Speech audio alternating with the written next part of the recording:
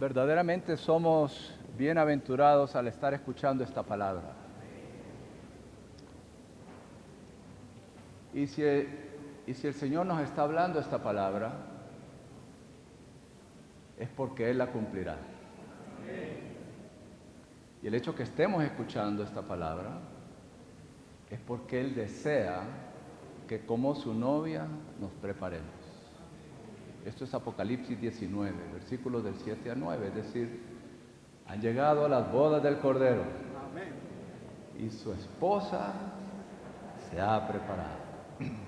Eso somos nosotros, estamos en este proceso de preparación.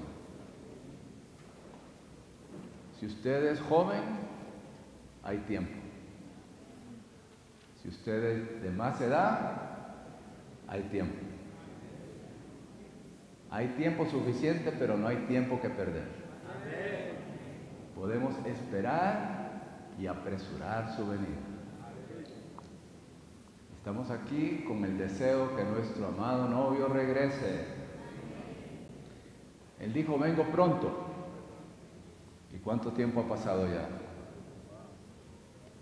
Han pasado cientos de años, 2000 años. Él dijo, vengo pronto, pronto. ¿Qué tal si yo le dijera a los hermanos, voy a llegar al aeropuerto en Quito, pero no les digo cuándo voy a llegar, ni en qué vuelo voy a llegar? ¿Qué tendrían que hacer los hermanos que me irían a recoger? Tendrían que estar pendientes, ¿no? Tendrían que estar listos, tendrían que estar preparados. Así es, el Señor nos dijo, vengo pronto. Y Él viene como ladrón, es verdad que nadie sabe cuándo viene el Señor. Y somos bienaventurados porque muchos saben que el Señor viene, pero no saben por qué viene el Señor. Para muchos creyentes es como que hay un reloj celestial y ya está cerca de la medianoche y ellos piensan que cuando el reloj llegue a la medianoche, ¡pum!, y el Señor regresa. ¿Cree usted que va a ser así? Nosotros sabemos por qué viene el Señor. Verdaderamente somos bienaventurados. Él viene para casarse. Según Efesios 5, cuando ya la iglesia esté sin mancha, sin arrugas, esté nueva, entonces el Señor viene por su amada novia. Por tanto, nosotros ahora estamos en una etapa de preparación y el Señor ha venido hablando, no de manera general, sino de manera muy, muy puntual, animándonos a que nos preparemos, alentándonos, atrayéndonos. Y en este fin de semana vemos que la novia tiene que reunir ciertos requisitos. Y estos requisitos se van a cumplir. El Señor va a venir por una novia que se ha preparado. Y esta novia, como vimos en el primer mensaje, tiene que ser edificada. Tiene que ser edificada, lo cual significa que de la costilla, del costado, de la costilla de Adán, salió Eva y Dios edificó una mujer. Es decir, que la novia tiene que ser edificada a partir de Cristo mismo como elemento, como vida, como esencia, como su naturaleza. Es decir, que la iglesia tiene que ser edificada como el producto puro de Cristo. Crística, resurreccional y celestial. De la misma naturaleza de Cristo, con una naturaleza celestial y con una naturaleza de resurrección. Es decir, que la iglesia debe ser edificada. ¿Somos edificables? Hay que hacer nuestra pregunta. ¿Soy edificable? en donde estoy, o si tengo que ir a otro lugar, o cualquier persona, soy edificado. Este es un aspecto de la edificación. Otro aspecto que vimos es que el Señor no se va a casar con una niñita, ni con una adolescente. Ella tiene que ser una novia madura. Es decir, tiene que llegar a la estatura de la medida de la plenitud de Cristo. Esto requiere crecer etapa por etapa, paso a paso, ¿no? De yegua a sulamita, como vimos en Cantar de los Cantares. Y hay que pasar por varias etapas en la cual hay un crecimiento en vida, no solo para ser transformados, sino para llegar a la madurez. Y esto lo vimos en el cuadro de Jacob con José. Y José, cuando uno mira en Génesis, él es el aspecto reinante de una vida madura. Génesis 27 vemos a un Jacob suplantador. Génesis 37 vemos a un Jacob transformado. Pero ya en Génesis 47 vemos a un Jacob que ha llegado a la madurez. Y vimos ciertas características de esta etapa de madurez, y una es que él bendecía. Así que una evidencia que verdaderamente hemos llegado a la madurez es que de nuestra boca salen palabras de gracia, palabras de bendición, palabras de edificación. Además, esta novia es hermosa. La novia de Cristo es hermosa. Así que ahora estamos en el proceso, en este salón de belleza, 24/7, 24 horas al día, 7 días a la semana. Estamos ahora siendo embellecidos, pero no con cosméticos ni con maquillaje, sino con el agua de la palabra. Para eso, entonces, debemos convertir el logos en rema. El logos es la palabra constante, la palabra escrita, pero debemos en este proceso de embellecimiento ser santificados, como se nos dice en Efesios 5, ser santificados por el lavamiento del agua en la palabra. Ahí esa palabra en el griego es rema. Esa es la palabra con su nombre y apellido. Esa es la palabra para usted, la palabra para el momento, y esa palabra nos lava. Hay un lavacro en la palabra y hay una corriente de agua de vida, y de esa manera entonces estamos siendo lavados, siendo santificados. Y también hay que tener el oído atento, como vimos al final en Cantar de los Cantares 8, 13, 14. Ahí la amada está pendiente de la voz de su amado. Por tanto, debemos estar listos para escuchar a nuestro amado. Él viene, nuestros ojos deben ser abiertos para verlo a Él y ser transformados en la misma imagen, pero también debemos tener los oídos abiertos para estar pendientes de su voz. Entonces, hoy llegamos al tema de la justicia. Ella tiene que estar vestida.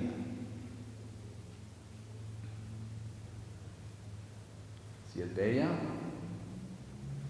si ha sido edificada y si es madura, pero no tiene el traje, está descalificada. Vamos a ver esto. Y la justicia se menciona por toda la Biblia, es un atributo de Dios. Dios es amor, Dios es luz, Dios es justo, Dios es santo. Son los 4 atributos principales de Dios. Dios es amor, esto tiene que ver con la esencia interna de Dios. Dios es amor. Esto tiene que ver con la esencia interna de Dios. Dios es luz. Esto es la expresión de Dios, la manifestación de Dios. Dios es luz. Dios es santo. Eso tiene que ver con su manera de ser. Pero Dios también es justo. Esto tiene que ver con las acciones de Dios, los procedimientos que Dios lleva a cabo. ¿Quién fue el primer justo que se menciona en la Biblia? Noé. Noé, se nos dice, fue varón justo, irreprensible en sus generaciones, y él anduvo con Dios. Él andaba con Dios. Y con Noé se ve que hay un cambio de era. Con el arca hubo un cambio de era, y de igual manera esta justicia que ahora está siendo forjada en nosotros para hacer el traje de boda también conllevará un cambio dispensacional, un cambio de era, de la era de la gracia a la era del reino. ¿Qué tal si leemos estos versículos en Apocalipsis 19, 7 y 8? Yo leo, usted puede acompañarme. Apocalipsis 19, versículos 7 y 8. Dice: gocémonos y alegrémonos y démosle gloria, porque han llegado las bodas del Cordero y su esposa se ha preparado, y a ella se le ha concedido que se vista de lino fino, resplandeciente y limpio, porque el lino fino es las acciones justas de los santos. Muy bien, estos son los versículos que anclarán esta comunión. Entonces, podemos ya entrar. ¿Qué tal si leemos el título y el punto Romano 1? Dice: la justicia de la novia. La justicia de Dios es lo que Dios es en sus acciones con respecto a la equidad y la justicia. Nuestra experiencia de Cristo reposa sobre el cimiento de la justicia de Dios. El cimiento es la justicia de Dios, el cimiento inconmovible del trono de Dios. Dios nos justifica sobre la base de la obra redentora de Cristo. ¿Qué es la redención? La redención significa volver a comprar. Había una posesión, de hecho Dios poseía al hombre, el hombre era la posesión de Dios, el hombre se perdió, y al redimirnos, ¿qué hace Dios? Dios nos compra de regreso. Él tuvo que pagar un precio.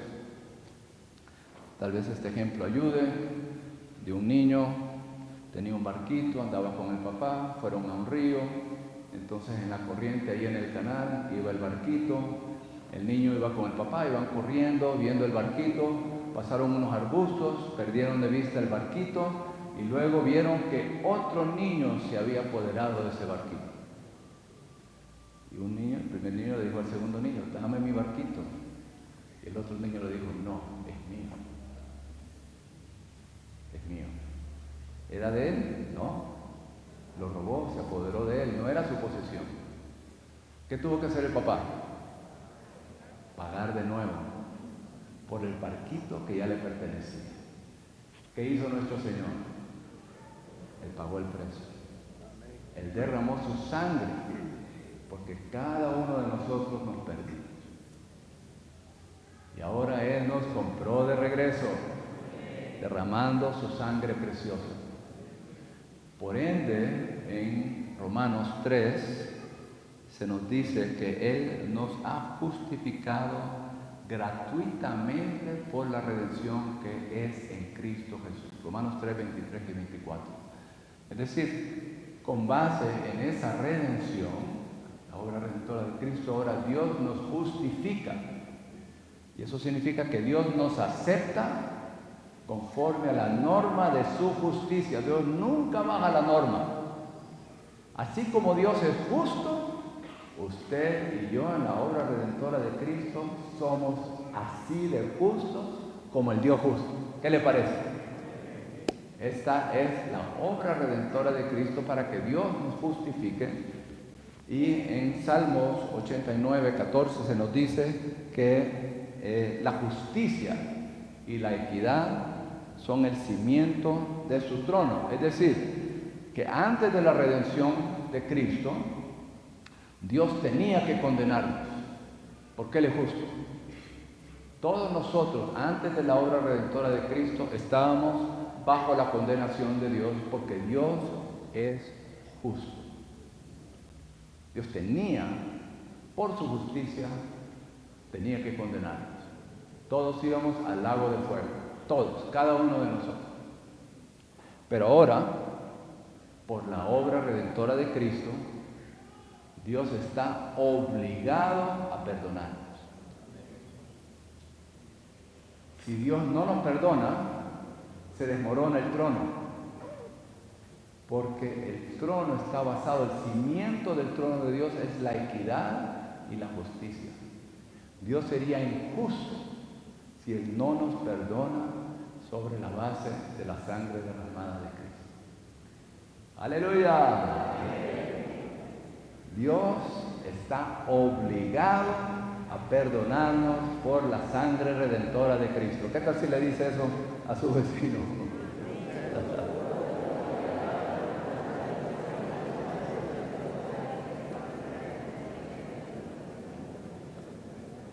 ¿Qué es esta justicia? Este es el primer vestido. Este es el primer vestido. ¿Puede usted entrar en la fiesta de las bodas del Cordero con ese vestido? No. Vamos a ver de un individuo que tuvo esa experiencia. Vamos a leer eso en la Biblia. Alguien que trató de entrar en la boda del Cordero sin el vestido. Vamos a ver lo que le ocurrió. Pero eso es más tarde. Antes de eso, tenemos que ver varias definiciones de lo que es la justicia. En verdad tenemos que ser recalibrados en cuanto a qué es la justicia, ya que hay 4 definiciones de la justicia. Y a medida que voy tocando estos puntos, quisiera que consideren que en la experiencia que se está presentando acá, estas son las puntadas del bordado del traje de boda.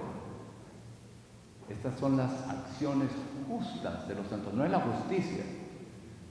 En Apocalipsis 19 se nos habla de las acciones justas de los santos, no de la justicia o de ser justificados. Ese es el primer vestido, la justicia objetiva. Aquí estamos hablando ahora de la justicia subjetiva, que es el bordado, puntada tras puntada. Bueno, hay 4 aspectos referentes a la definición de la justicia. Vamos a ver 4 aspectos. Dice, la justicia consiste en estar bien con las personas, cosas y asuntos delante de Dios conforme a sus justos y estrictos requisitos. Mateo 5:20 dice, si vuestra justicia no supera a lo de los escribas y fariseos, no entraréis en el reino de los cielos. ¿Cuál era la justicia de los fariseos? Era una justicia externa. Si uno ve Filipenses, ve que era una justicia que tenía que ver con la carne. Ellos tenían confianza en la carne y era una justicia externa, pero no tenía la realidad interna. No había realidad interna. Entonces Dios quiere que tengamos, estemos bien con personas, con cosas y asuntos. Personas. ¿Quiénes son estas personas? Que estemos bien con nuestro cónyuge, con nuestros hijos, con nuestros nietos, con nuestro jefe, con nuestros colegas, con todos, con los hermanos, con las hermanas. ¿Qué ocurre cuando estamos en la vida de iglesia? ¿Sabe? Si usted solo llega el domingo, es muy difícil ofendernos. Pero si estamos en la vida de iglesia día tras día, ¿qué ocurre? Ofensas. Aquí entonces, para estar bien con Dios y con las personas, requiere, si hemos sido ofendidos, ¿qué requiere? Recibir gracia para perdonar. Y si hemos ofendido, requiere gracia y luz para ir y entonces pedir perdón. Pero ¿qué pasa? Muchas veces nos aferramos a esas ofensas, porque tenemos algo ahora para criticar y condenar y ponerle el dedo encima de esa persona. Nos aferramos a esas ofensas. ¿Qué es eso? Aferrarnos a nuestra justicia propia. Pero en Mateo se nos dice, si nosotros no perdonamos, Dios no nos perdona. Esto tiene que ver ya con la dispensación, en el mover dispensacional. Mateo 6, 14 al 15. Si no perdonamos, el Padre no nos perdona. Eso es algo muy dulce, ¿no? Porque se nos dice que no dejemos que la ira, o no se ponga el sol sobre vuestra indignación. A los casados, yo creo que nos ha pasado muchas veces, estamos a punto de acostarnos y uno le dice a la esposa o la esposa le dice a uno, ¿sabes qué? Perdona. Esto es algo tan dulce. O incluso en la mañana, en el desayuno. Muchas veces mi esposa y yo, perdóname.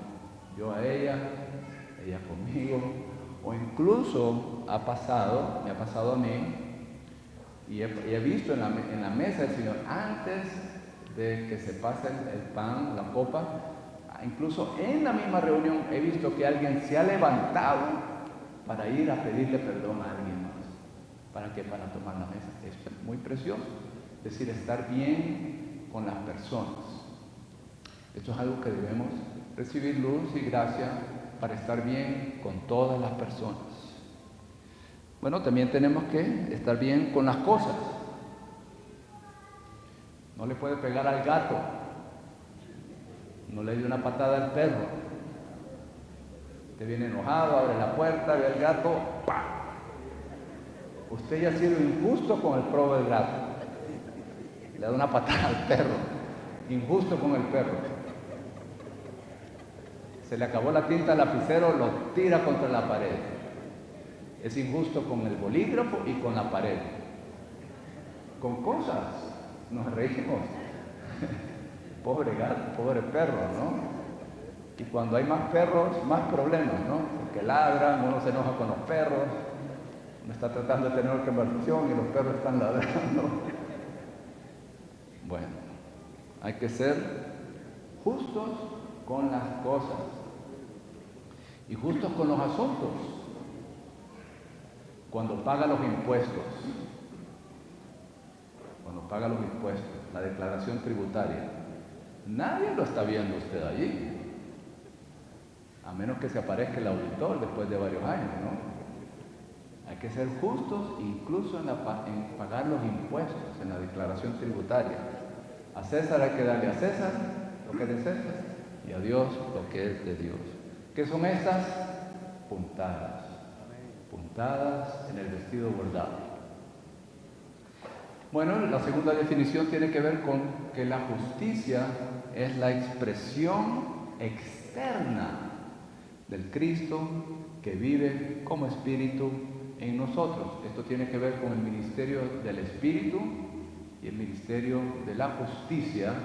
En 2 Corintios capítulo 3, versículos 8 y 9, se nos habla del ministerio del Espíritu, es decir, que el Espíritu, que es Cristo, el Cristo neumático, ahora al vivir en nosotros nos infunde vida y entonces nos lleva, mediante esa vida recibimos la gracia para entonces poder vivir de una manera justa. Una aplicación de esta sería que usted está en una discusión, está en un argumento, en alguna contienda, podría ser con su esposa, con el cónyuge, con el jefe, en el trabajo, y hay una discusión, y usted está en lo correcto, y usted está vindicándose y justificando su posición absolutamente correcta. Usted está en lo correcto. Nadie se pelea si está equivocado, ¿no? Todo el que se pelea es porque él sabe que está en lo correcto, en lo correcto. Y luego viene una voz y le dice, cállate la boca.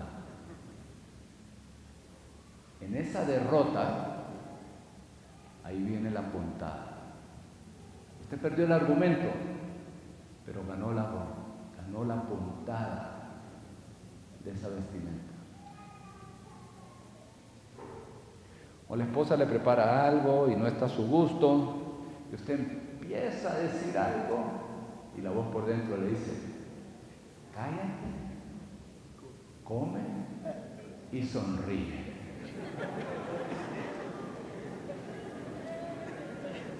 Cállate, come y sonríe. Si usted obedece, ¿qué hay allí? Otra puntada. Ok. Esta es la justicia del Cristo que vive en nosotros. La tercera definición es que la justicia es un asunto relacionado con el reino de Dios. El reino de Dios es justicia, y esto está relacionado con el gobierno, la administración y el reinado de Dios. En Mateo 6:33 se nos dice: buscad primeramente el reino y su justicia, todas estas cosas os serán añadidas. ¿Qué ocurre? Hemos visto, ¿no? Muchos vienen a Estados Unidos en procura, buscando ¿qué? El sueño americano, que ahora quizás es una pesadilla americana. Pero usted puede estar aquí también en Ecuador, en Colombia, en Perú. Usted está buscando cosas y dice: si obtengo eso, si hago aquello, si tengo mi título, si tengo este trabajo, entonces me voy a consagrar. Entonces sí le voy a dedicar a Dios mi tiempo, mi dinero. Usted va en pos de logros, en pos de una cuenta bancaria, posesiones, y eso le roba el corazón. Entonces allí usted podría ganar todas esas cosas y perder el reino. Cuando Dios viene a ser nuestra prioridad y le damos la preeminencia a Él, y entonces allí Él tiene la posición de la cabeza y nos asimos a Él como cabeza y buscamos su reino primero. Y eso tiene que ver también con la iglesia. Aunque estoy cansado, voy a la reunión de oración, voy a la reunión de grupo, la reunión de hogar, pago el precio, voy a la reunión de distrito, a la reunión del profetizar, de la mesa, pago el precio. ¿Eso es qué? Buscar el reino de Dios y su justicia. Todas estas otras cosas nos serán añadidas. Claro, también veremos aquí que la justicia, es decir, las acciones justas, el vestido bordado, tiene que ver con nuestra entrada en la fiesta de bodas. Eso lo veremos más adelante. Si usted no tiene las acciones justas, si usted no tiene el vestido bordado, si usted no está revestido o vestido con ese traje de justicia, usted no puede entrar en el reino. ¿Cuál es su boleto de entrada en el reino milenial? El vestido de bodas. Eso tiene que ver con el reino. El traje de bodas es su entrada en el reino.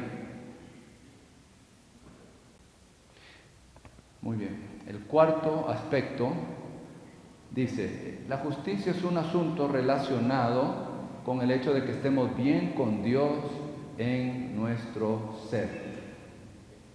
El primer vestido, ser justificados por Dios, cambia nuestra posición, pero no cambia nuestro ser, no cambia nuestra persona.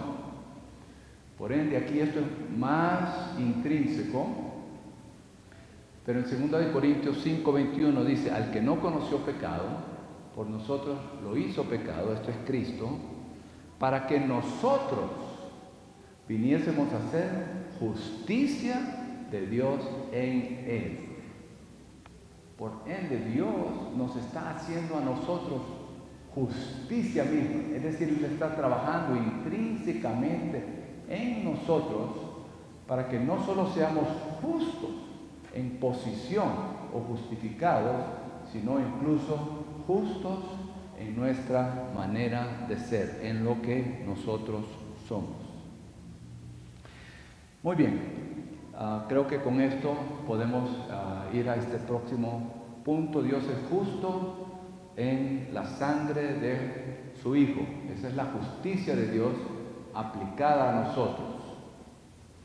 Yo diría aquí, a manera de experiencia en aplicación, yo diría Apocalipsis 12:11 es muy aplicable aquí, porque dice: y ellos le han vencido por causa de la sangre del Cordero y de la palabra del testimonio de ellos, y no amaron la vida de su alma hasta la muerte.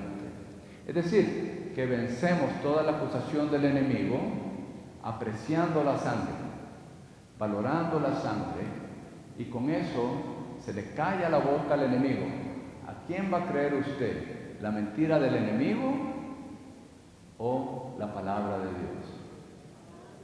Al aplicar la sangre, entonces venimos poco a poco a vencer por causa de la sangre, testificamos de los hechos de Cristo y no amamos la vida de nuestra alma. De esa manera, entonces, la justicia de Dios es aplicada a nosotros para vencer en las distintas situaciones, ¿no? Entonces, rechazamos ese sentimiento de condenación, esas mentiras de Satanás, para entonces escondernos y aplicar la sangre del Cordero conforme a la evaluación que Dios le da.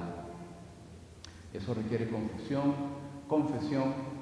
Si andamos en luz, como Él está en luz, tenemos comunión unos con otros y la sangre de Jesús, su Hijo, nos limpia de todo pecado.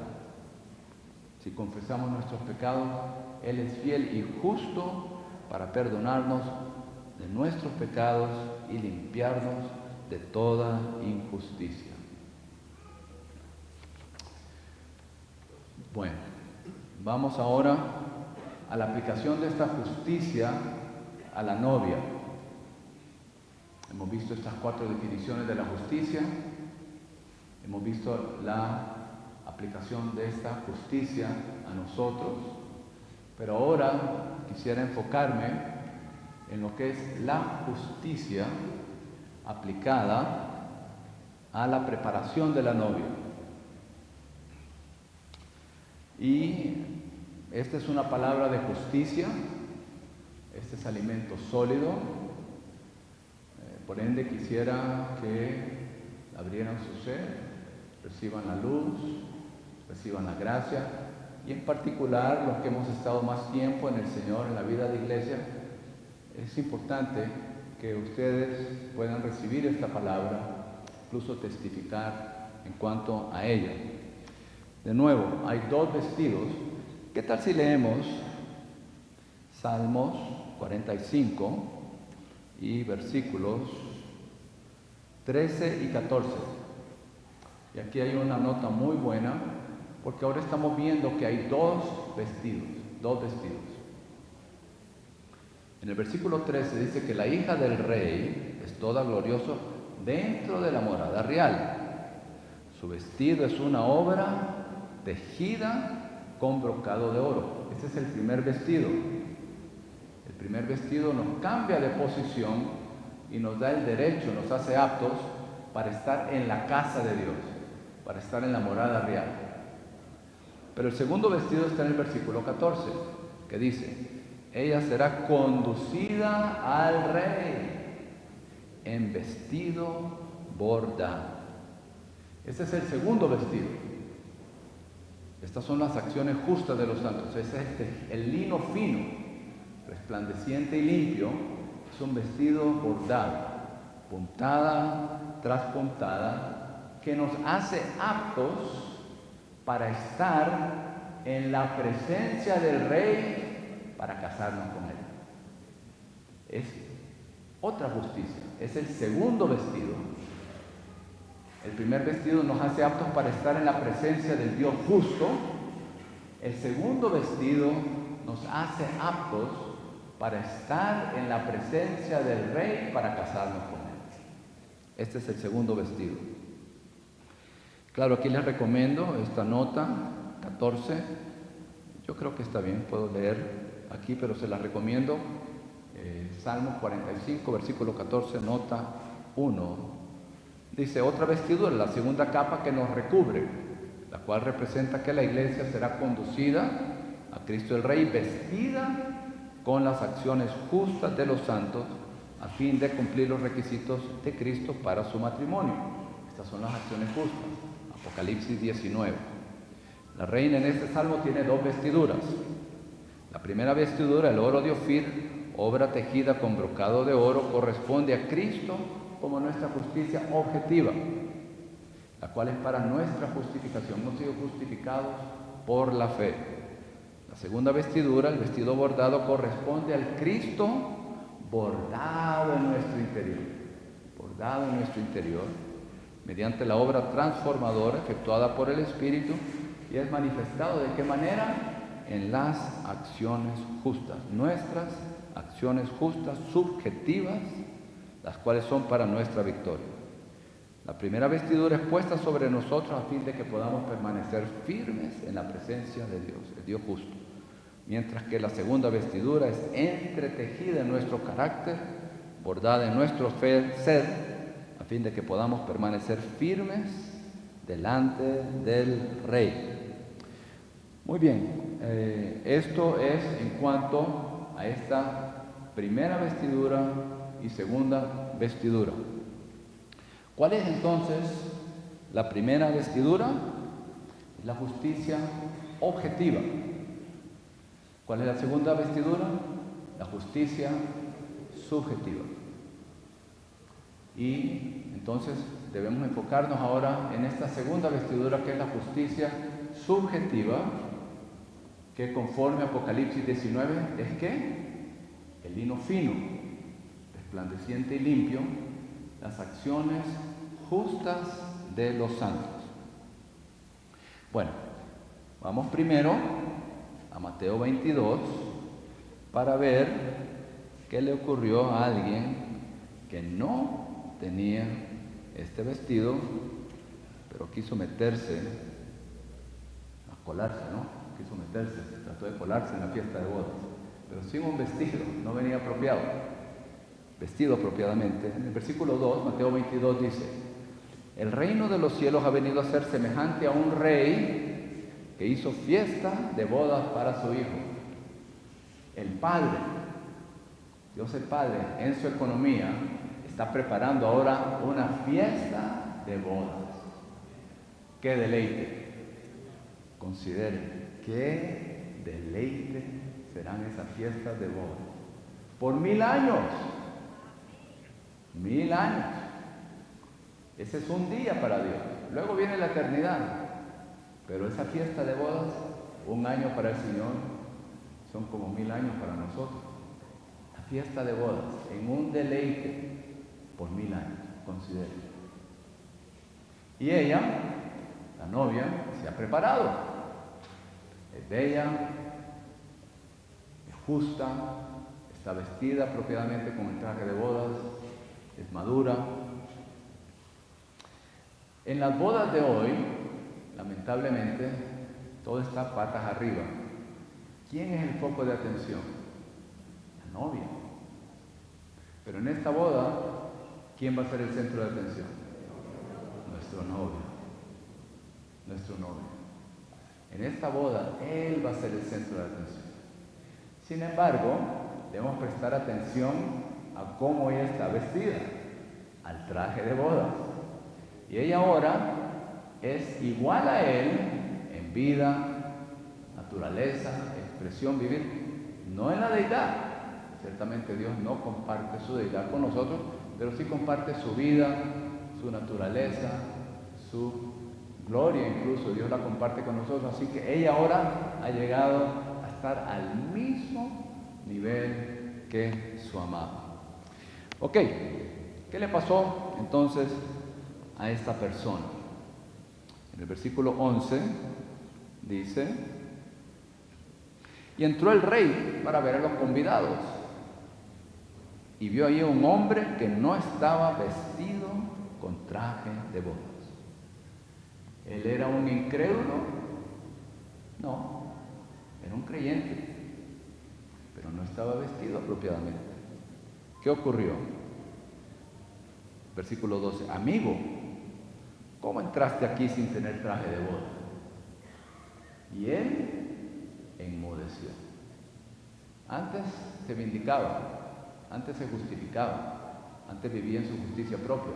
Siempre estaba en lo correcto, nunca estaba equivocado, siempre juzgaba, siempre criticaba. Estaba en su justicia propia. Pero aquí, delante del Rey, delante del Dios justo, enmudeció. No tenía nada que decir. ¿Qué le ocurrió? Entonces el rey dijo a sus servidores: atadle de manos y pies y echadle a las tinieblas de afuera. Esto no es el infierno. Esto no significa que él perdió la salvación.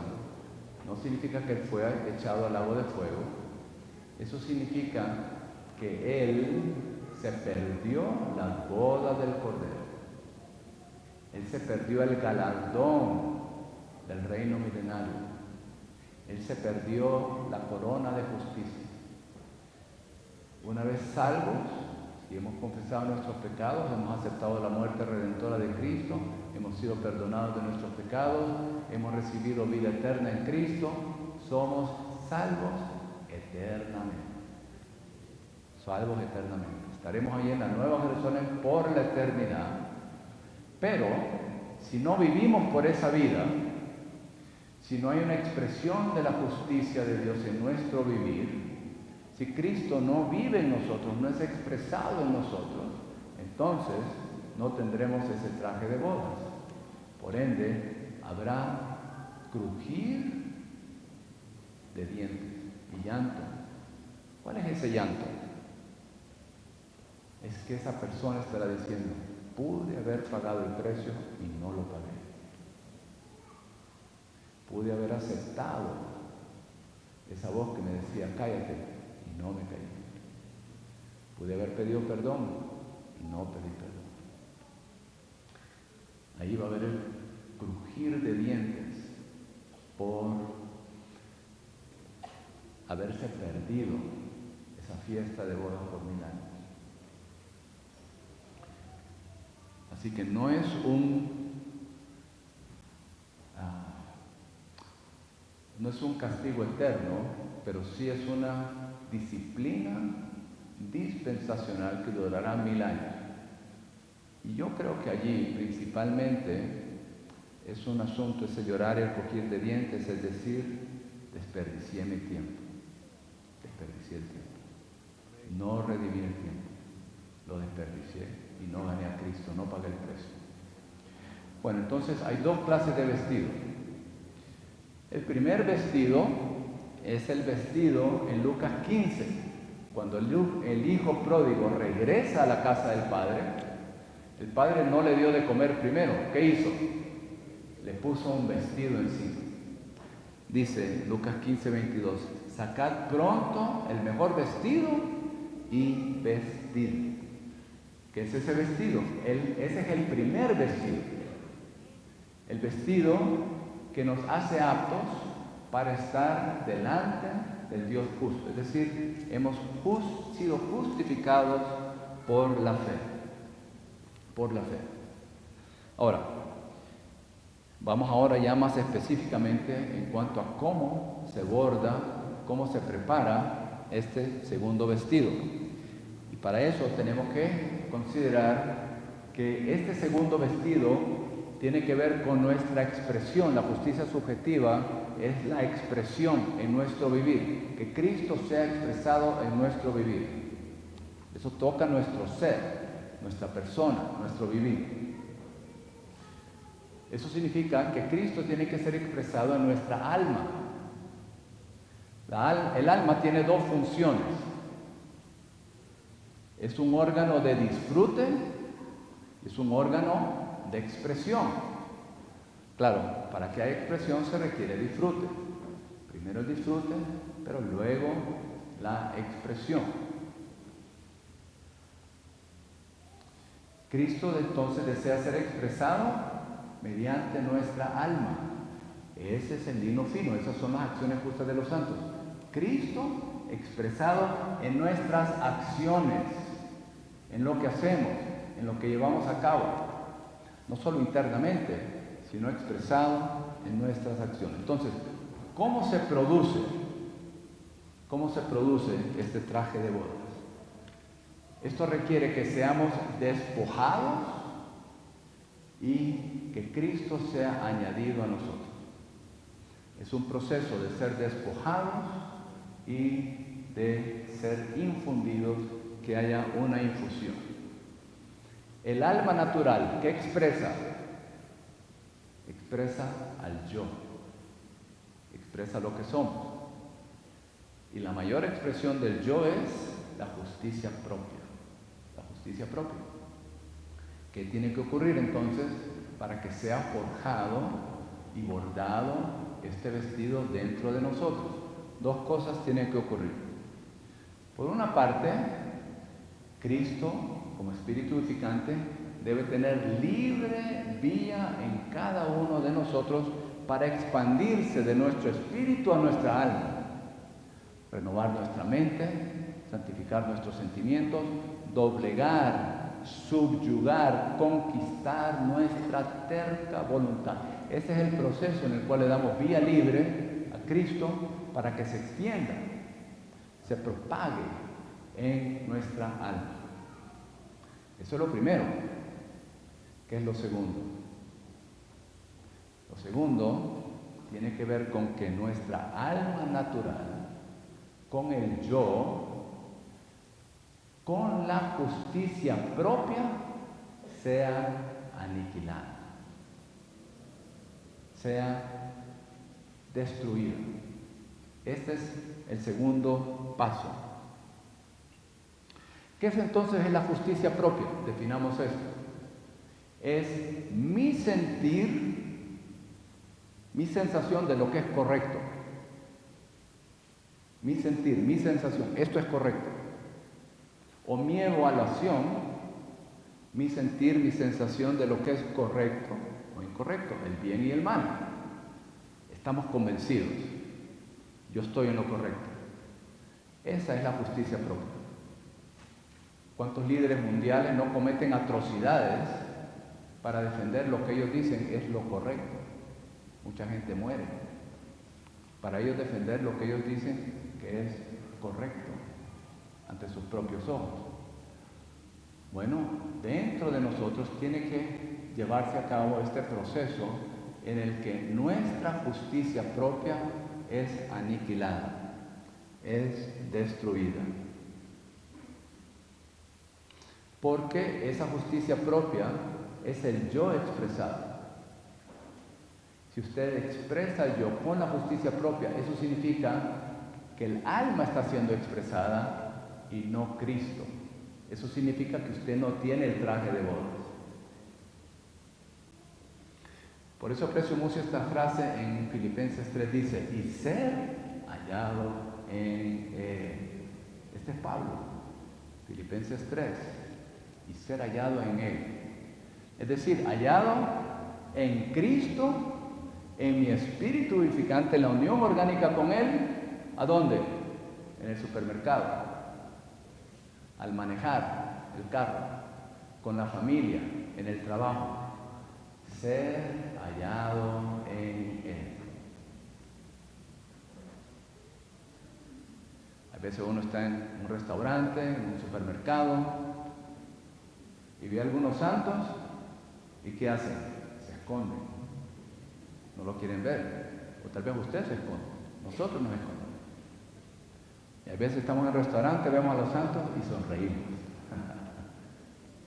Hemos sido hallados en la unión orgánica, en nuestro espíritu mezclado juntamente con Él.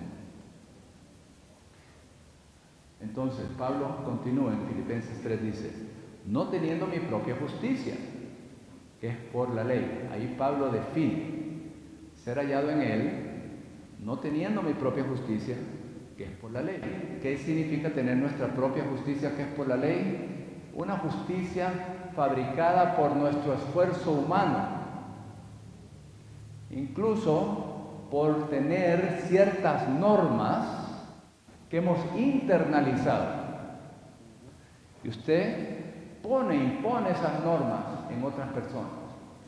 Qué decir, cómo vestirse, qué hacer. Entonces, esas normas usted las tiene internalizadas, entonces usted ahora las aplica a otros como ordenanzas para que otros se conformen a usted. Esto es la justicia propia, la justicia por el esfuerzo humano. Un ejemplo de esto fue Pablo. Pablo encarcelaba y mataba a los creyentes para cumplir su propia justicia. Incluso al punto de decir, él mataba, encarcelaba a las personas, a los creyentes, y él se creía justo. Entonces, en esta justicia propia podemos matar a otros, podemos golpear a otros, maltratar a otros, por lo que es nuestro sentir de lo que es correcto. Él no está en lo correcto, saco el bate y lo golpeo. O peor, saco el machete y lo corto. ¿Qué es eso? Esa es la expresión de mi justicia, es mi justicia propia. Pablo hacía eso, incluso matando e encarcelando a los creyentes. ¿Cuál es, o quién es la personificación de la justicia propia? Considere. Claro, cada uno de nosotros, no espero que la luz apunte a uno primero, pero en la Biblia, ¿quién? Job. Job dice, 1:1, varón perfecto y recto, temeroso de Dios y apartado del mal. ¿Quién era Job? Un hombre piadoso, un hombre íntegro. Él era la personificación de la justicia propia. Quizás no me crea, así que le voy a leer unos versículos para que veamos quién es Job. Job 27:6. Job dice, me aferraré a mi justicia y no la cederé. Me aferraré a mi justicia, no la cederé. No me reprocha mi corazón por ninguno de mis días.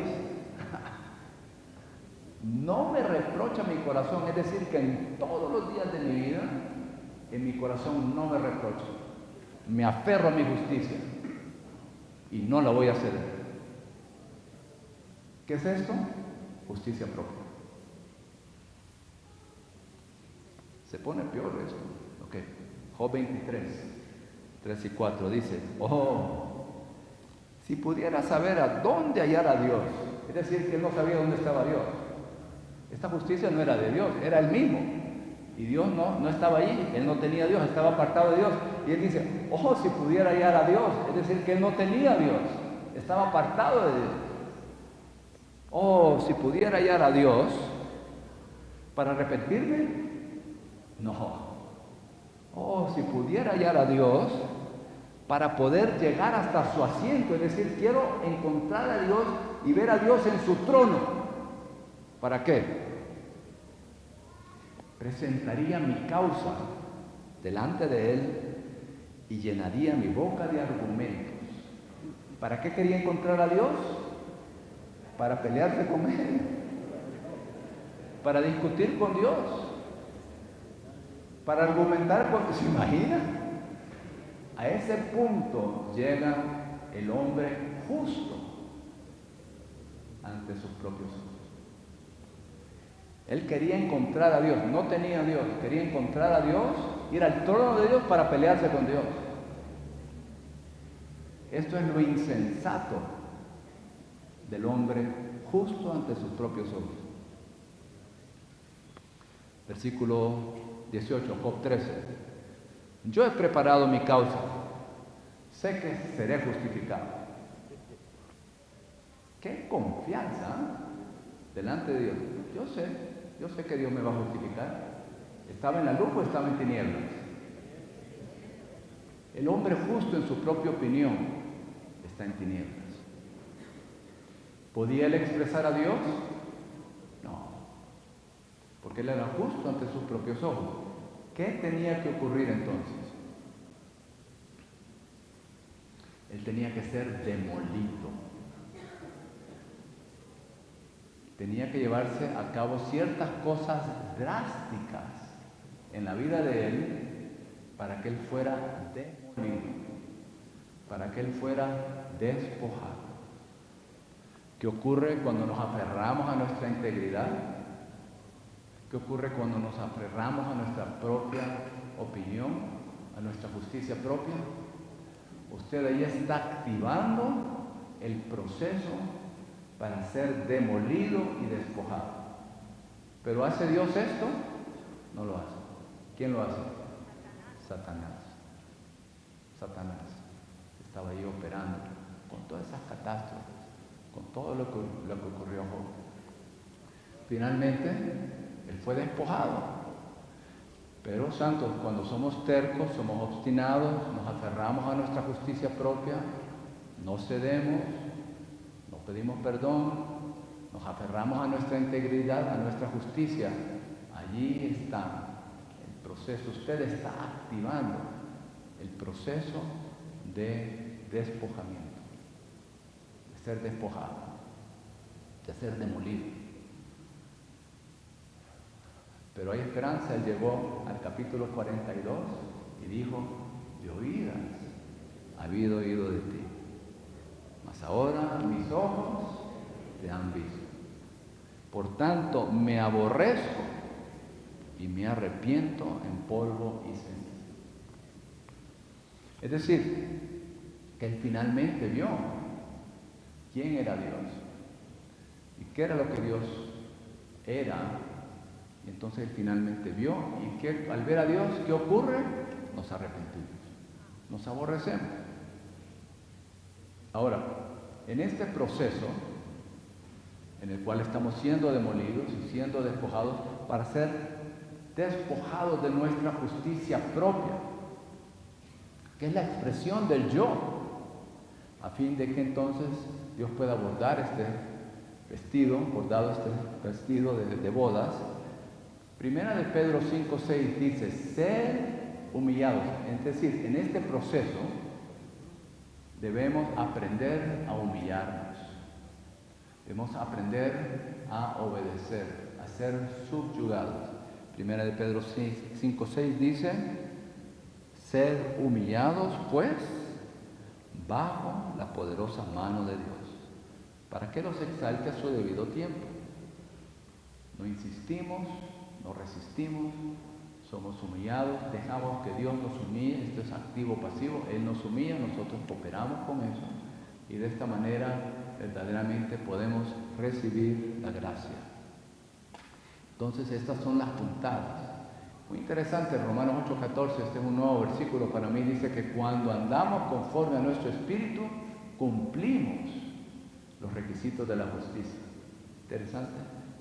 Cuando andamos conforme a nuestro espíritu, el justo requisito de la ley más bien se cumple en nosotros. Romanos 8:4.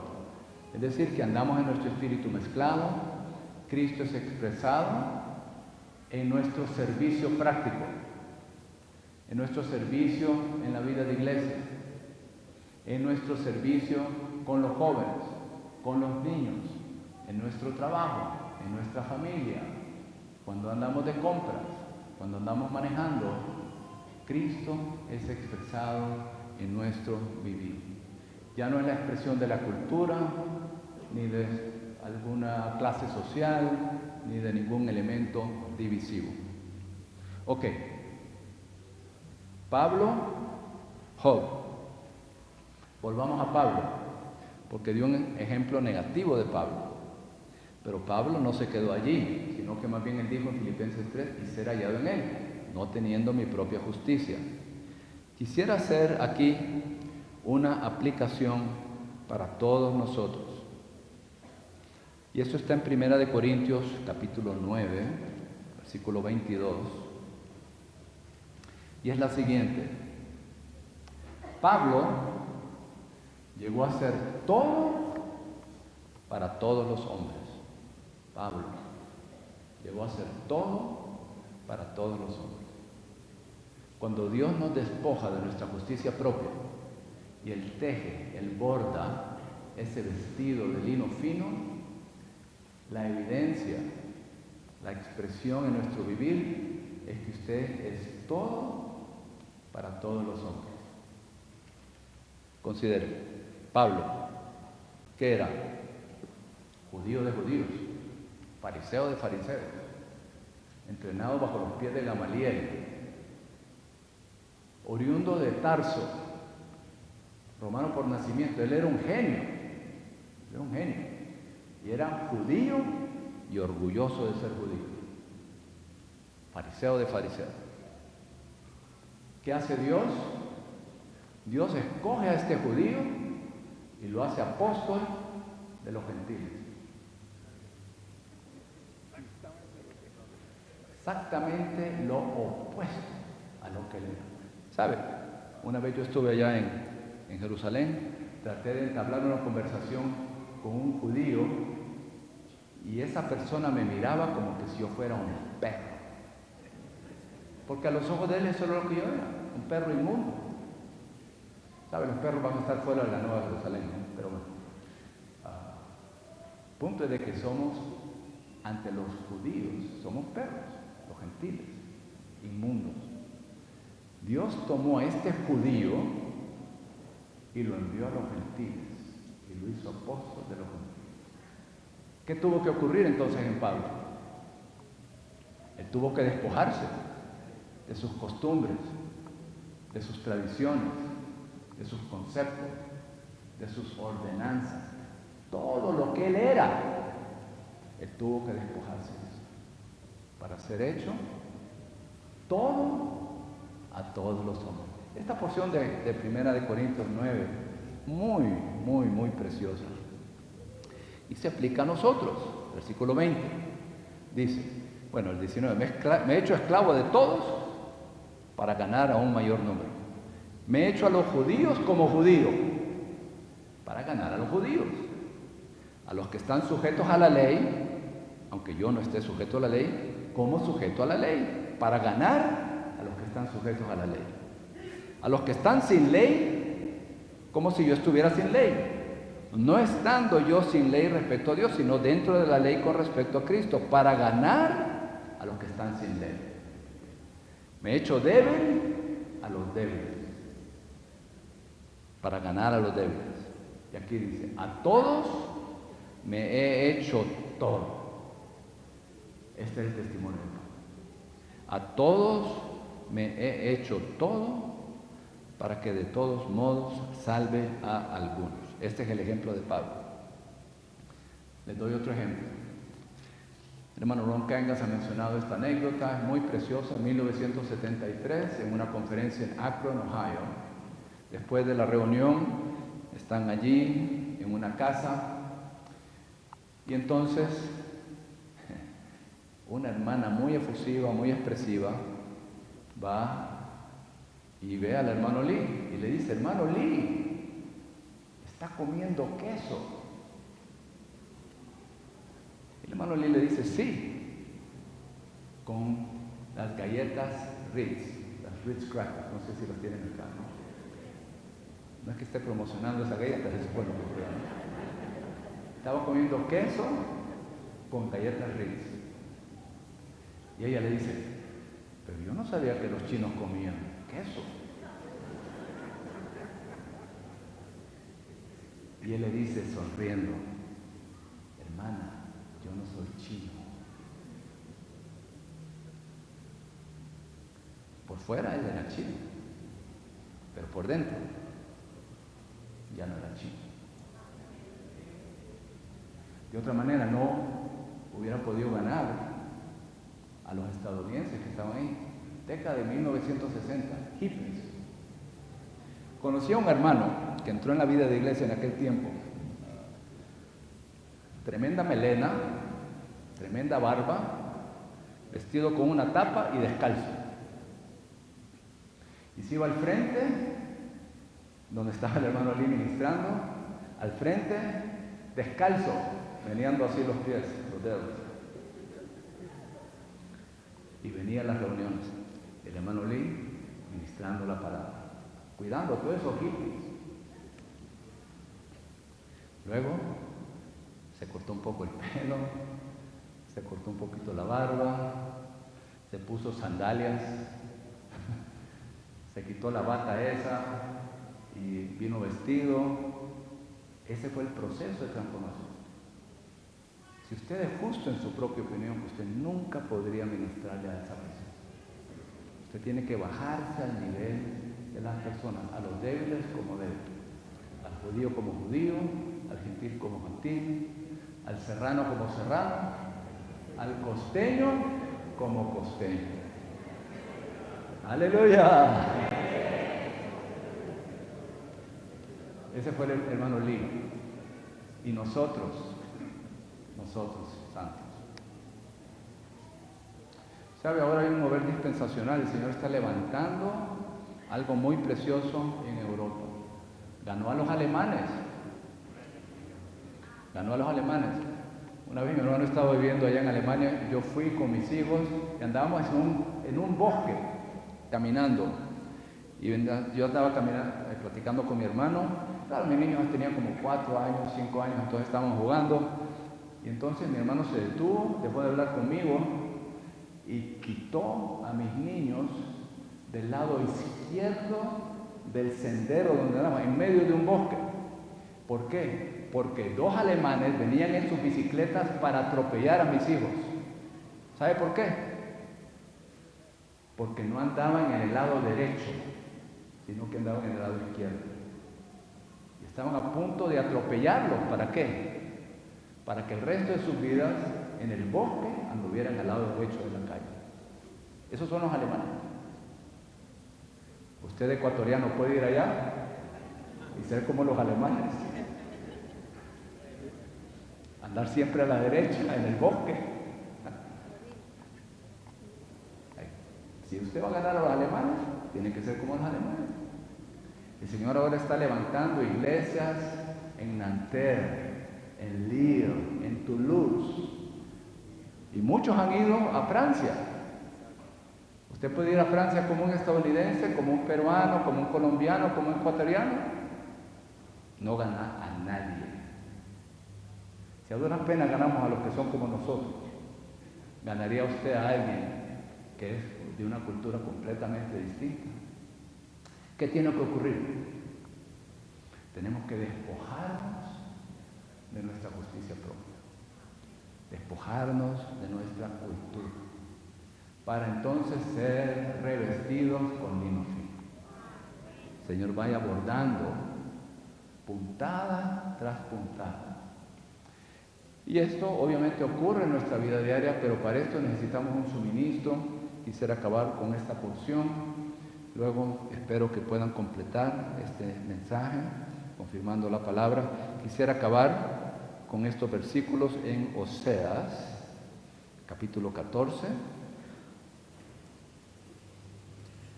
donde dice: Él florecerá, versículos 5 al 7, florecerá como el río y extenderá sus raíces como los árboles del Líbano.